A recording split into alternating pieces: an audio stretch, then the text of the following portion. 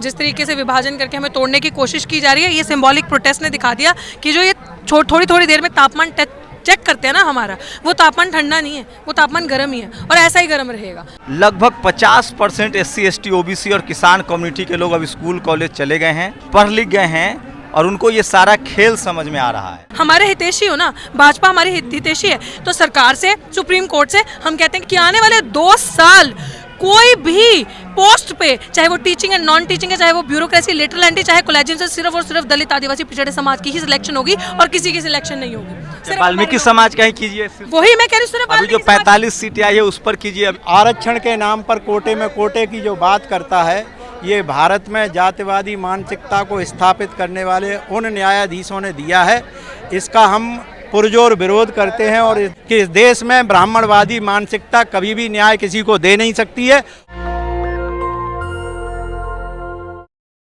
सोचिए, आज देश भर में खासकर SC ST OBC समाज और किसान जातियों ने समर्थन किया था और कहीं से कोई अप्रिय घटना नहीं है। संवैधानिक तरीके से लोग सुप्रीम कोर्ट के खिलाफ जो फैसला आया है, सुप्रीम कोर्ट ने जो फैसला दिया है SC ST में खासकर जो कैटेगराइजेशन की बात कही गई है, क्रीमी लेयर की बात कही गई है, उसके खिलाफ जिस तरह का एक संवैधानिक प्रतिरोध दर्ज कराया है वो ऐतिहासिक है।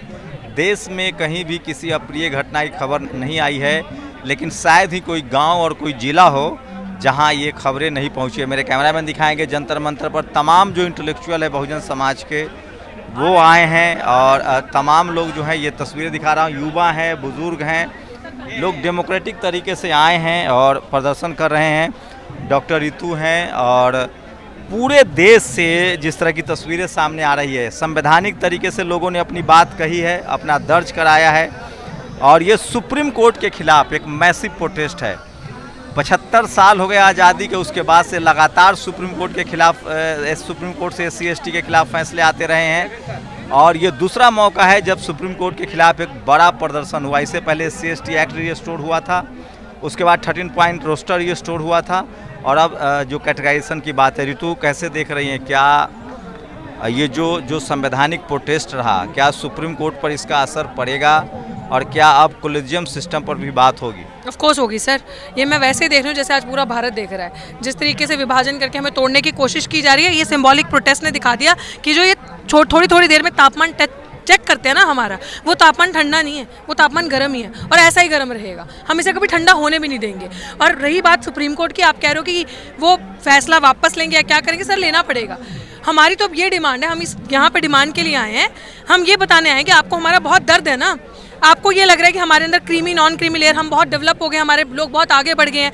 अगर आपने हमारे अंदर करना है तो पहले आप अपने अंदर देखो झांक के कि आप कहाँ पे खड़े हो। पहले आप अपना क्रीमी लेयर छोड़ो। पहले जो जज CGI का बेटा CGI, फिर CGI का बेटा आगे जज, पहले आप अपना क्रीमी लेयर छोड़ो और जो आपके गरीब लोग हैं ना उनको लाभ दो।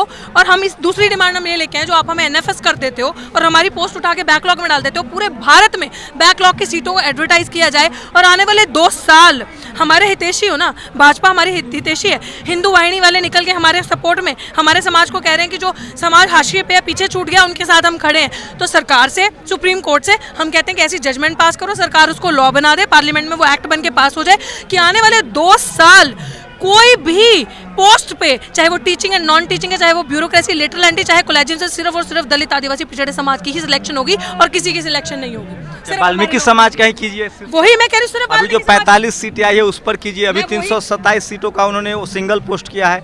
DU में प्रिंसिपल के 80 सीट सिंगल पोस्ट पर भरते हैं। यही मैं कह रही हूँ सर। अभी रिसेंटली इन्होंने NFS भी किया, स्कूल ऑफ ओपन लर्निंग में पॉलिटिकल साइंस डिपार्टमेंट में। DU में तो दांधी चली रही है, आप देख रहे हो।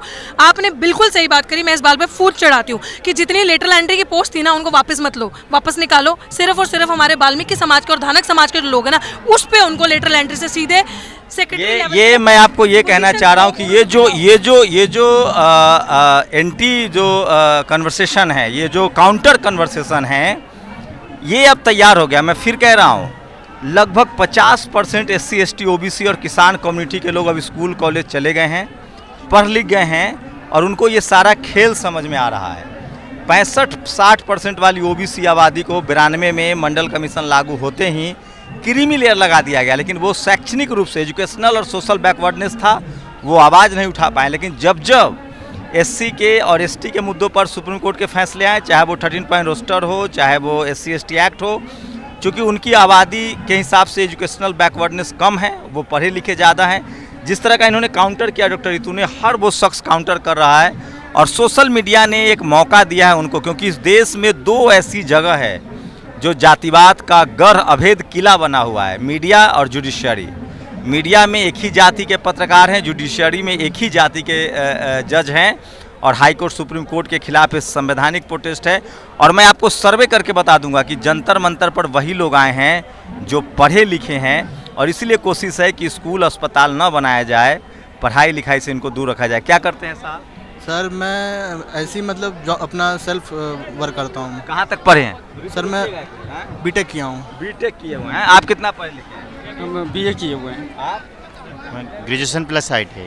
बताइए आप सर। सर बीटेक किए हुए हैं और मास्टर ऑफ सोशल वर्क किए हुए हैं। सोचिए, अब एजुकेशन में फिर आपको बता रहा हूँ, ये तबका SC ST OBC इस बार के प्रोटेस्ट में सबसे खास बात है कि जाट, गुर्जर, पटेल, मराठा, किसान कम्युनिटी ने भी इसको समर्थन किया है। और SC ST को जो कोशिश थी कॉन्फ्लिक्ट कराने की, वो कहीं से कोई खबर नहीं आई है।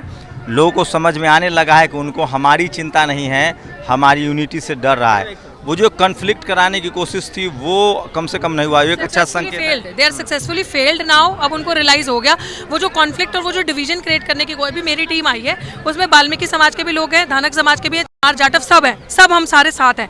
तो हमें एक चीज़ समझ में आ गई, आपने बिल्कुल सही कहा शंभू सर, कि यहाँ पढ़े लिखे जो लोग हैं उन लोगों को समझ में आ गया हो क्या रही है, शरारत कहाँ से कर रही है। They just see us as vote bank. इनको लग रहा है कि पावरफुल मार्शल कम्युनिटी है, इनको तोड़ो। और इनमें से जो एक कौम जो दिन रात काम कर रही है, अगर मैं वही बात बता रही हूँ ना, हमारा भला करना ना, तो इमीडिएटली वाल्मीकि समाज के आप बहुत हितैषी हो रहे हो। ठेकेदारी प्रथा आज ही खत्म करें, वही 7 जजेस का बेंच, और कल वो ये लॉ पास करें, कानून जजमेंट दें कि इमीडिएटली सारी ठेकेदारी प्रथा खत्म होती है। सभी ठेकेदार जितने भी काम कर रहे हैं वाल्मीकि समाज के लोग, सबको परमानेंट किया जाता है। आपके घर पे जो गरीबी है, हम क्यों गरीब होते हैं, क्यों सिस्टम में नहीं जाते? एजुकेशन महंगी है। जब हमारी सरकारी नौकरियां हो जाएंगी, हमारे बच्चे पढ़ने में जाएंगे, हम आरक्षण का लाभ ले सकते हैं। अगर हम पढ़ेंगे नहीं तो हम आरक्षण का लाभ नहीं लेंगे ना, जाहिर सी बात हम पीछे रह जाएंगे। तो उन लोगों को फास्ट ट्रैक कानून बना के हमें वो पॉलिसी स्ट्रैटेजीज देनी चाहिए। बाकायदा उन लोगों को ये लगता है कि ये सब मत करो, एक मीडिया का नैरेटिव फैलाओ कि ये आपस में लड़ेंगे। सर नो, अब नहीं लड़ेंगे। मीडिया की नैरेटिव और सोशल सुप्रीम कोर्ट के नैरेटिव को आम आदमी ने और सोशल मीडिया ने काउंटर कर दिया, क्रश कर दिया, काउंटर कर दिया, खत्म। आज आपने देख लिया जगह जगह में प्रोटेस्ट, हमारा जो रिप्रेजेंटेशन, सॉलिडारिटी का जो एकत्व का भाव दिखा है उनको, वो समझ में आ गया कि बैक फुट पे आज नहीं कल परसों तक गए, अब नहीं आ सकते। क्या करें? सर देखिए, हमारे बीच में जो भ्रम फैलाया जा रहा है, हमारे लोगों को इकट्ठा होना पड़ेगा, एकजुट होना पड़ेगा और इस मनुवादी व्यवस्था के खिलाफ आवाज़ उठानी पड़ेगी, क्योंकि ये रिजर्वेशन आर्थिक आधार नहीं है, हमें भीख में नहीं मिला। देखिए, आज पूरे देश के अंदर बड़ा शांतिपूर्ण बहुजन समाज का नीले झंडों के साथ सरकार को चेताने वाला एक रोष प्रदर्शन हुआ है और संविधान ने एक मनुवादी व्यवस्था का परिचय देते हुए बार बार कुटाराघात किया। जैसे SC के आरक्षण में वर्गीकरण और क्रिमिनल लेयर का जिस तरह से ये एक फलसफा लेके आ रहे हैं, वो कतई दलितों को देश भर में कतई स्वीकार नहीं है। और खाली आज तो देश के अंदर केवल दलितों ने प्रोटेस्ट नहीं किया, चाहे समाजवादी पार्टी हो, RJD हो, कांग्रेस हो, तमाम अन्य लाखों सामाजिक संगठन, कर्मचारियों के संगठन, उन लोगों ने प्रोटेस्ट किया है। देखिए, हमें क्रिमिनल लेयर में तो तभी आएंगे ना जब हमें पूरा आरक्षण मिलेगा। आज तक जब से हमें आज़ादी मिली है। क्या करती हैं आप? संविधान जी क्या करती हैं? मैं पुष्पा विवेक हूँ, मेरा नाम पुष्पा विवेक है। मैं राइटर हूँ, दलित महिला आंदोलन की अध्यक्ष हूँ, दलेश की अध्यक्ष हूँ मैं। और अभी मैं दलितों के लिए, हक के लिए, जो भी हमारे हक हैं, महिलाओं के हक के लिए मैं संघर्ष करती हूँ। मेरे को 25-30 साल हो गए हैं संघर्ष में आते हुए, और ये संघर्ष हमारा आखिरी दम तक चालू रहेगा जब तक हमें हमारे अधिकार नहीं। क्या कहेंगे? सर मैं पुणे से आया हूँ, कांशीराम जी के ऑफिस से 8 महीने से आ रहा हूँ। मैं आपको बताना चाहता हूँ कि देखिए, जो आरक्षण वर्ड है, या आरक्षण वर्ड का डेफिनेशन बाबा साहब ने बहुत दिमाग से दिया। आरक्षण का मतलब होता है सिक्योरिटी। आज SC ST OBC को आरक्षण दिया है, आज तक के OBC की जनगणना नहीं हुई है। और ये आरक्षण वर्ड की सिक्योरिटी देखो, SC के इसमें जो क्रिमिनल लगा के आप 50% में भी जा सकते और नीचे भी नहीं आ सकते मेरे जैसे लोग। और जो हमारा प्राइम मिनिस्टर कहता है 85 करोड़ लोग जो 5 किलो से जरे, तो सही में बताइए वो पढ़ सकते हैं? आज एजुकेशन खत्म हो गया है, पैसा नहीं है। और उसके बाद में एक मिनट सरकार को हमने मांग पत्र दिया है अपनी तरफ से, भाई हमारा मांग पत्र ये मंजूर किया जाए, क्योंकि जब तक दलितों को पूरा न्याय नहीं मिलेगा, पूरा आरक्षण नहीं मिलेगा, हम आंदोलन करते रहेंगे। ठीक, हाँ, बताइए। पहले तो मैं आपका फैन हूँ बहुत 2-4-5 साल से। मैं एक बिहारी हूँ, आरा का रहने वाला हूँ और बिहारी लोगों का बहुत पसंद करता हूँ। बताइए ना, इस पर बताइए ना, पूरा देश अपना है, बिहार यूपी क्या कर रहा है? चलिए, ये जो क्रीमी लेयर और ये सब आ रहा है, ये हम लोग को तोड़ने के लिए और शिक्षा से वंचित करने, हमारा निचला भाई को पढ़ाया ही नहीं और न पढ़ के राजी है, केवल तो ऊपर। आप लोग पे बैक टू सोसाइटी कीजिए ना, ये बाबा साहब ने कहा तो था कि जो पढ़ लिख गए उनको हाथ थामना पड़ेगा। तो वो लोग नहीं तैयार हो रहे हैं ना भाई। हमारा भाई ने बहुत आगे बढ़ने की कोशिश की, मर गया उनके लिए, लेकिन नहीं आया। नेशनल दस्तक बहुत बहुत साधुवाद जो यहाँ पे कवर करने आए हैं, और मैं इसके आरक्षण के विरोध के उसमें जो है ना, मैं यही कहना चाहूँगा कि ये जो सुप्रीम कोर्ट ने 1 अगस्त को जो दिया है, ये गलत दिया है डिसीजन। ये डिसीजन नहीं होना चाहिए। अभी हमारा समाज जागा नहीं। इतना एजुकेशनल बैकवर्डनेस भी अब नहीं रहा है SC ST OBC में कि वो कुछ भी कर देंगे और लोग मान लेंगे। तो पढ़ा लिखा क्या कहेंगे सुप्रीम कोर्ट के फैसले से, इस जो संवैधानिक प्रोटेस्ट आप लोग कर रहे हैं, सुप्रीम कोर्ट पर असर पड़ेगा? आज जो हम प्रदर्शन के लिए यहाँ पे इकट्ठे हुए हैं, इस देश को जिस तरह से एक बदनीयत के साथ में दिया गया न्याय, जो आरक्षण के नाम पर कोटे की जो बात करता है, ये भारत में जातिवादी मानसिकता को स्थापित करने वाले उन न्यायाधीशों ने दिया है। इसका हम पुरजोर विरोध करते हैं और इस देश के संविधान में तत्काल संशोधन करके इस तरह के न्यायपालिका को भंग भी किया जाना चाहिए। लोग कह रहे हैं दलित समाज, आदिवासी समाज आपस में टूट गया, फूट गया, जश्न मन रहा है। जो जातिवादी व्यवस्था जिन्होंने चलाई है, जो जातिवादी व्यवस्था लाना चाहते हैं, वो कह रहे हैं कि अब जश्न है, अब SC ST टूट गया है। ये बात सच है, मैं इस बात को कह दूं, इसको गलतफहमी में नहीं रहना चाहिए। हम लोग जो कमज़ोर मानसिकता के हैं, हम उतने शिक्षित नहीं हैं, हम उतने चालाक समाज नहीं हैं। हमको ठगने वाला हमें बड़े आराम से जाति के नाम पर एक दूसरे के प्रति घृणा फैला के अभी तक सदियों से लूटता रहा है, और इसी को हम ब्राह्मणवादी सोच कहते हैं। आज जो न्यायपालिका में बैठे ब्राह्मण हैं, मैं पुरजोर इस बात का विरोध करता हूं कि इस देश में ब्राह्मणवादी मानसिकता कभी भी न्याय किसी को दे नहीं सकती है, और उसी का परिणाम है कि हमें आपस में जो हमने एक आंदोलन शुरू कर रखा था कुछ सालों से, कि अछूत कही जाने वाली जातियां आपस में एक दूसरे के साथ रोटी बेटी का व्यवहार करें और आपस में एक दूसरे के साथ सम्मान करें। जब आपस में ये एकजुट होंगे तभी एकता आएगी और अपने अधिकार की मांग कर पाएंगे। और ब्राह्मणवादी सोच ने इस बात को ध्यान में रखते हुए बड़े आराम से न्याय के नाम पर, कोटे के नाम पर हमें आपस में बांटने का प्रयत्न किया है।